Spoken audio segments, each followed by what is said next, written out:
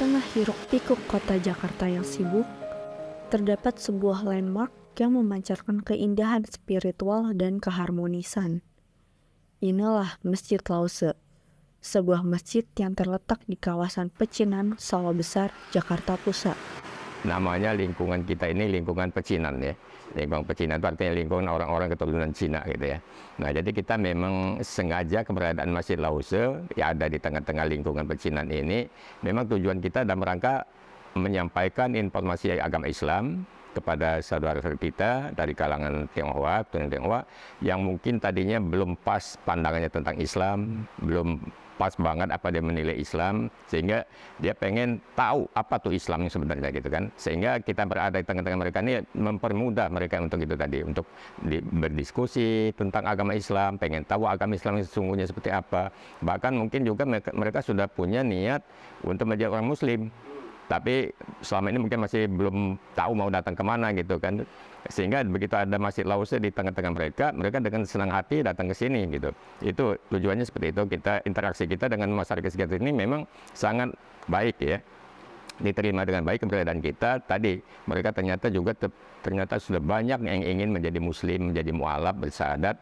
Begitu ada masjid di tengah-tengah mereka yang suasananya nggak seperti masjid umumnya gitu ya, suasananya seperti dengan suasana mereka sehari-hari familiar gitu ya, baik bentuknya, namanya gitu, sehingga mereka dengan senang hati datang ke sini menyatakan ingin bersyahadat, ingin menjadi mualaf, ingin menjadi Muslim melalui Masjid Lause ini, seperti itu. Kalau cabang kita memang ada beberapa di samping di Bandung, Masjid Lause 2, ada juga Masjid Lause 3 di Cirebon. Itu di bawah satu naungan yayasannya. Yayasannya namanya Yayasan Haji Karim Ui Cheng Hin. Nama yayasannya satu, tapi manajemennya itu masing-masing cabang punya manajemen masing-masing. Dia punya kepengurusan sendiri, punya kegiatan-kegiatan sendiri, tapi intinya sama-sama berdakwah ke kalangan Tionghoa dalam mereka menyebarkan Islam, menyampaikan informasi Islam ke saudara kita dari keturunan Tionghoa. Salah satu hal yang menarik tentang Masjid Lause ini adalah arsitektur uniknya, yang menggabungkan gaya Tionghoa dan Islam. Dari luar, masjid ini tampak seperti kuil Tionghoa dengan atap melengkung dan ornamen-ornamen yang indah. Namun begitu memasuki masjid, Anda akan merasakan atmosfer keislaman yang kental. Ruangan dalam masjid ini didesain dengan ornamen-ornamen Islam yang indah, menciptakan perpaduan harmonis antara dua budaya yang berbeda. Sehingga kita bagaimana sih menampilkan Masjid Lause ini supaya orang tertarik datang. Itu tadi kita cobalah dengan penampilan mungkin berbau gaya oriental, gaya Tionghoa sana, gaya Tiongkok sana. Itu ternyata menjadi daya tariknya gitu. Masjid Lause Jakarta bukan hanya tempat ibadah, tetapi juga menjadi pusat kehidupan masyarakat sekitar yang beragam. Setiap hari, umat Muslim dari berbagai latar belakang etnis dan budaya datang untuk beribadah dan mengikuti kegiatan keagamaan yang diadakan di masjid ini, seperti melaksanakan sholat berjamaah, membaca Al-Quran, dan menghadiri ceramah keagamaan yang diselenggarakan oleh tokoh agama setempat. Masjid Lause ini adalah masjid yang unik dan sangat bersejarah ya. Jadi untuk pengembangan mu'alaf di sini saya kira perlu ditingkatkan lagi, dan jangan sampai mu'alaf itu yang sudah masuk Islam nanti mereka tidak ada keberlanjutannya gitu. Jadi untuk peningkatan mu'alaf itu sangat perlu diperhatikan. Mengenai Muslim Tionghoa di Indonesia sejak zaman dahulu, perkembangannya hingga saat ini bisa dibilang masih cukup signifikan. Salah satu perkembangannya terekam dalam bangunan yang bersejarah, yaitu Masjid Lause. Kalau sejarahnya dulu, kita bergerak di bidang pembauran. Selama ini kita coba pembauran. Dulu waktu zaman Pak Harto namanya, itu keturunan Tionghoa atau Chinese itu dibedakan. Ya. Kalau punya KTP-nya ada tanda huruf A, berarti keturunan asing gitu.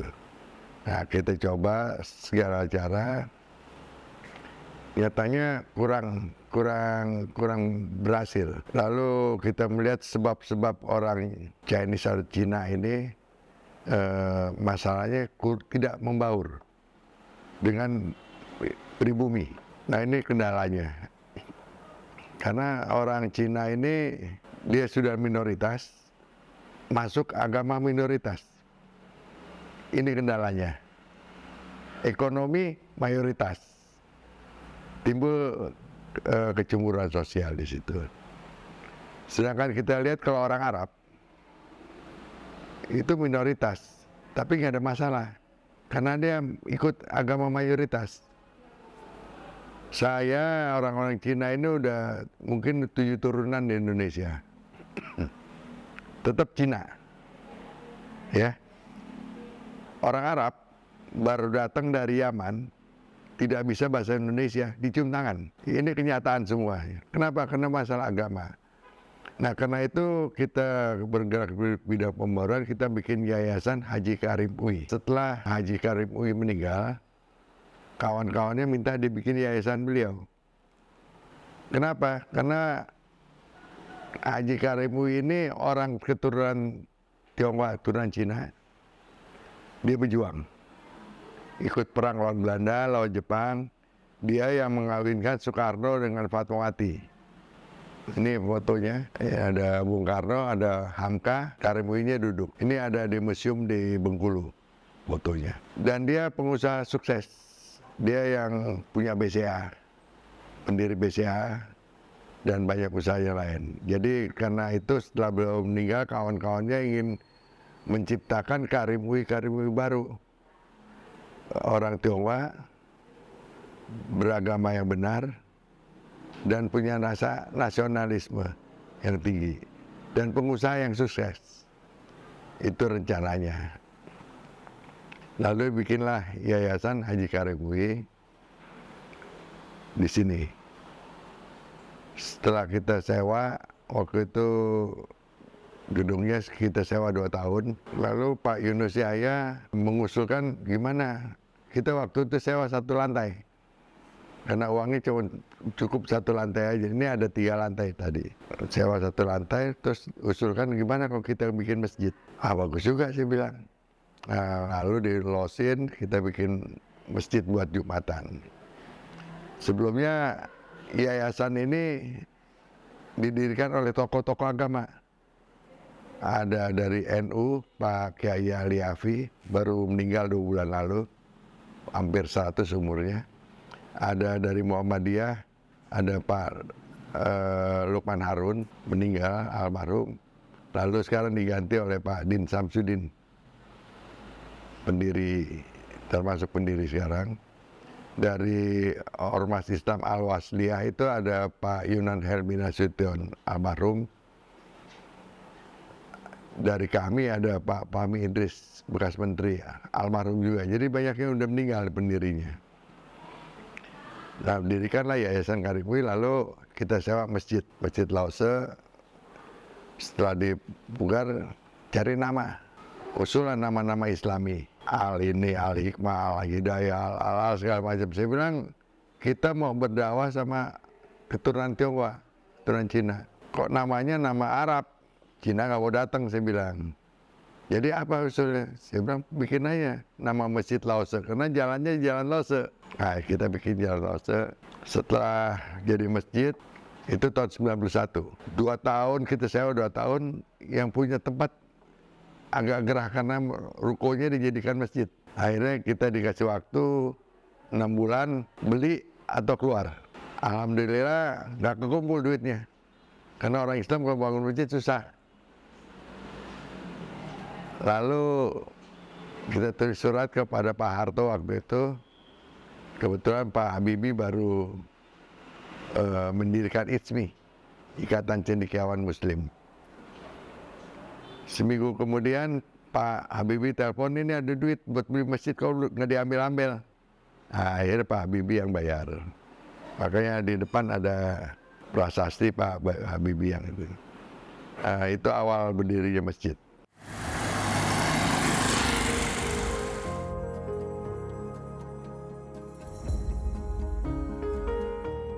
Dengan lika-liku dalam sejarah Masjid Lause ini, selain itu ada cerita menarik dalam proses pembangunan pada Masjid Lause ini, sebagaimana yang akan dijelaskan oleh Pak Ali Karim sebagai Ketua Yayasan Masjid Lause ini. Waktu kita pertama renovasi,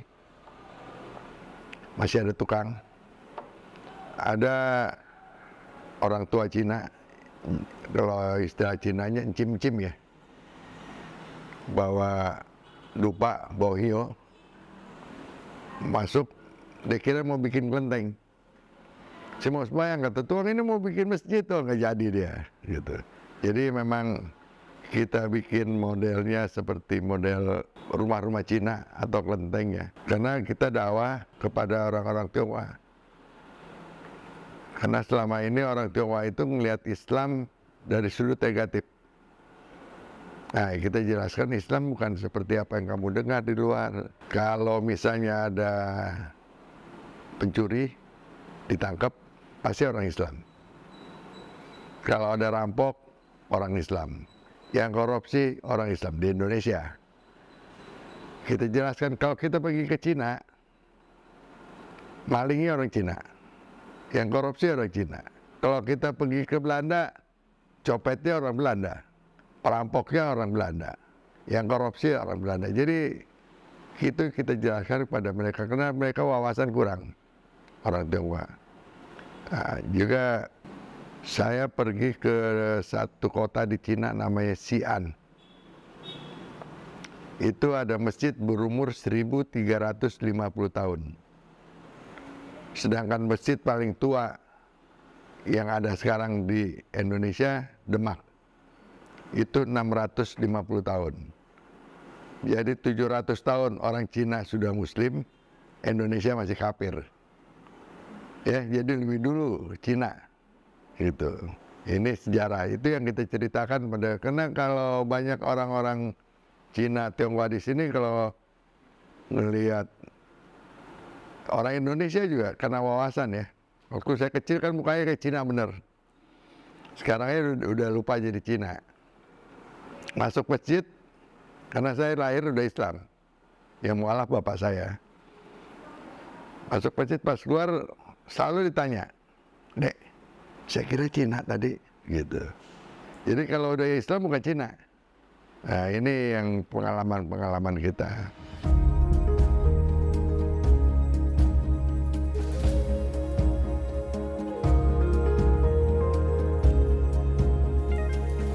Di sisi lain, masjid ini mempunyai perbedaan tidak seperti masjid pada umumnya. Masjid ini mempunyai jam buka seperti kantor, sebagaimana buka saat pagi dan tutup setelah asar. Masjid ini dibuka 2 waktu, Lohor sama asar. Kan ini seperti kantor, karena di sini banyak toko-toko. Kalau malam udah sepi, ya. Jadi agak heran orang. Saya pernah ditegur sama kawan saya. Kawan saya pas maghrib datang ke sini, pintunya tutup. Ditelepon saya. "Masjid kamu masjid apaan?" katanya. "Saya mau sholat maghrib di tempat kamu ditutup." Saya tanya, "Kita kenal sudah berapa lama?" "Ada 15 tahun," katanya. Bayangin 15 tahun saya bayar lembur orang untuk jaga situ sholat sekali. Ya kan? Karena kalau lewat jam kerja kita ada pegawai harus lembur. Saya bilang, akhirnya dia ngerti, minta maaf katanya. Kita ada 3 masjid.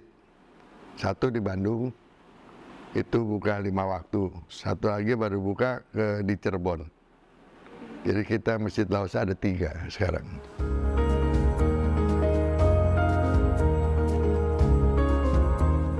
Beberapa metode dalam mempelajari ajaran Islam juga diajarkan di sini. Terlebih khusus bagi yang baru mualaf, masjid ini mempunyai cara yang dilakukan untuk memperkenalkan ajaran Islam kepada seseorang yang baru mualaf. Kita dasarnya sebetulnya kita mengajarkan tauhid, percaya dulu sama Allah. Karena Nabi Muhammad 13 tahun itu cuma mengajarkan tauhid. Setelah 12-13 tahun suruh sholat. Perintah sholat itu setelah sekian belas tahun. Di sini kita ajarkan dia tauhid. Jadi setiap mualaf yang masuk Islam, dia harus minimum hafal surat Fatihah. kesan dan pesan yang disampaikan oleh ketua yayasan yaitu Pak Ali Karim kepada para umat muslim di luar sana yang ingin meningkatkan kualitas iman juga cukup membuka pikiran para umat muslim. Begini, kita banyak ustadz kiai itu dilihat mualaf, ya bukan non muslim lagi, mualaf aja yang baru masuk Islam. Itu harus sama dia. Itu kesalahan. Jadi ada satu kejadian waktu itu bulan puasa, satu ustadz nasional mengislamkan orang itu di depan saya. Dia bicara begini, kalau saya jadi bapak, aneh jadi ente, katanya dia ngomong. Aneh nggak mau masuk Islam sekarang. Kenapa begitu saya masuk Islam besok mesti puasa? Bayangin. Jadi begitu kita lahir langsung bisa lari dan sudah harus S1. Nggak mungkin, ya kan? Bertahap. Nah, kebanyakan orang-orang itu menganggap orang lain harus sama dia. Banyak dosen atau guru pinter nggak bisa ngajar. Karena apa? Karena dia nganggap muridnya harus pinter seperti dia. Itu kesalahan. Ya kan? Seperti situ kan punya adik, punya ponakan, ngajar, belajar. 2 tambah 2 berapa, Dek? 5, 4. 2 tambah 2 berapa, Dek? 6. Bodoh, padahal kita sama dia. Dulu pun bodohnya sama dia. Itu orang lupa. Jadi kalau kita mengajarkan orang, kita harus merasa seperti dia. Bertahap. Nah, di sini bedanya itu. Dan juga Islam itu mudah. Jangan dipersulit. Ya, jadi tahapannya kita mudah-mudah. Jangan ini haram, lari semua, nggak ada yang masuk Islam. Ya kan, bertahap. Seperti Rasulullah juga kan begitu. Ada orang mau masuk Islam, ya Rasulullah saya masuk Islam, tapi saya nggak bisa tinggalkan judi, nggak bisa tinggalkan mabok, nggak bisa tinggalkan perempuan, katanya semua yang haram itu dia kerjakan. Oh nggak apa-apa kata Rasulullah. Mintanya satu, jujur. Ya kan, itu hadis kan. Akhirnya dengan jujur tiap datang ditanya dari mana habis main judi, ditawain orang. Di mana habis mabok, ditawain. Lama-lama dia berhenti semua. Nah, kita mengajarkan kurang lebih seperti itu. Kita bertahap supaya orang itu jangan kaget.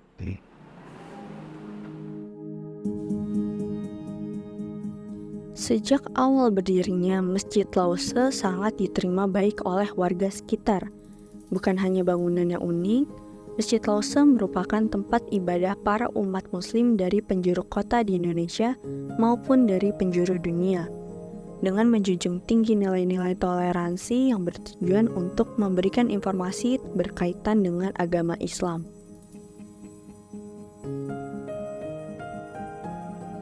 Sebagaimana telah dituliskan dalam Al-Quran Surat Al-Hujurat ayat 13 yang berbunyi, "Wahai manusia, sesungguhnya kami telah menciptakan kamu dari seorang laki-laki dan perempuan.